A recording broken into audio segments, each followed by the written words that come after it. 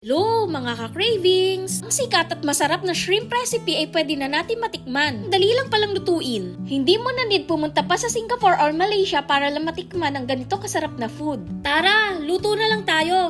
Linisin lang nating mabuti ang mga hipon. I-devein natin, tanggalin ang mga ulo at balat nito. Sunod, lagyan natin ng asin at cornstarch. Tapos makoat ng cornstarch ang mga hipon. Prito natin ang mga ito hanggang maging pink and opaque. Hanguin, then iset aside muna natin. Same pan, bawasan lang natin ng mantika, then maglagay tayo ng butter. Igisa na natin ang ating mga aromatics, ang sibuyas at ang bawang. Pas na ang aroma, maglagay tayo ng isang egg yolk. Lutuin ito ng 1 minuto at mag-add na tayo ng half can evap milk at curry leaves. Simmer for 3 minutes, then maglagay na tayo ng mga sili at ating mga pampalasa. Pepper powder at asin. At this time, pwede na natin ilagay ang mga hipon.